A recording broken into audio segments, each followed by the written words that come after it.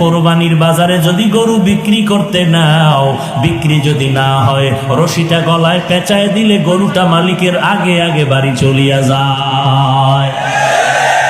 গরুটায় মালিকের থেকে সব, মালিকের থেকে একটা টাকাও পায় না।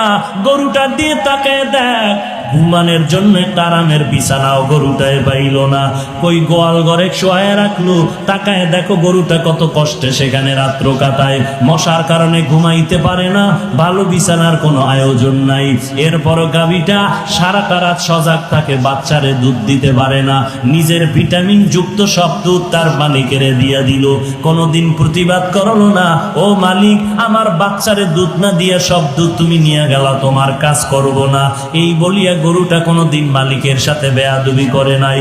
কোরবানির বাজারে যদি গরু বিক্রি করতে নাও, বিক্রি যদি না হয়, রশিটা গলায় পেঁচায় দিলে গরুটা মালিকের আগে আগে বাড়ি চলিয়া যায়। এরে বান্দা তাকায় দেখ, একটা কুকুর মালিকের কত পাগল, মালিকের জন্য জীবনটা পর্যন্ত কুকুর দিয়া দেয়, বহু প্রমাণ আছে। এরপর মালিক একটা টাকাও দেয় না, 3 বেলা খানাও দেয় না। মালিক খালি গালি দেয়, কুকুরের ধমক দেয়। এত ধমক খাওয়ার পরেও কুকুর মালিকেরে ভুলে না, মালিকেরে ভুলে না, বেয়াদবি করে না।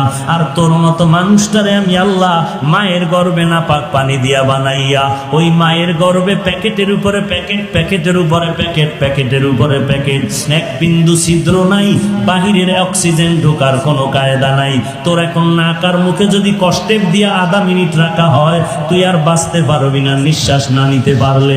অথচ মায়ের গর্ভে তাকায় দেখ, বাহিরের একটা সেকেন্ডের অক্সিজেন ঢুকে না। 7-8 মাস পর্যন্ত বিনা বাতাসে কে বাঁচায় রাখতেছে? ওই আল্লাহ তোরে এত নেয়ামত দিয়া মায়ের গর্ভে রাখলে, দুনিয়াতে আসার পরে তুই খানা খাইতে পারবি না, দুনিয়ার তৈরি করা তুই নাস্তাও খেতে পারবি না। আল্লাহ বলেন, আমি তোর মায়ের বুকের মধ্যে দুধের ব্যবস্থা করে রাখলাম, এমন একটা কুদরতের ফ্লাক্স বানাইলাম, দুনিয়াওয়ালারাও ফ্লাক্স বানায় 24 ঘন্টার গ্যারান্টি দেয়। গরম চা রাখবি ঠান্ডা হবে না, গরম দুধ রাখবা ফ্লাক্সের দুধ আর ঠান্ডা হবে না। ওরে বান্দা, তারপরও দেখো এমন একটা ফ্লাক্স পাইবা না যে 24 ঘন্টা গরম থাকে। যদিও চ্যালেঞ্জ দেয় 24 ঘন্টা গরম থাকে না। আল্লাহ কয়, আমি কেমন রহমান, একটু বান্দা, একটু চিন্তা কর, আমি আল্লাহর পরিচয়টা নাও। আমি আল্লাহ কেমন গফফার, আমি আল্লাহ কেমন রহমান।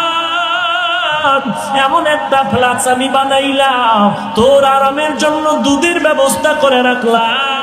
মায়ের বুকের মধ্যে এমন এক কুদরতের ফ্লাক্স আমি বানায় রাখলাম।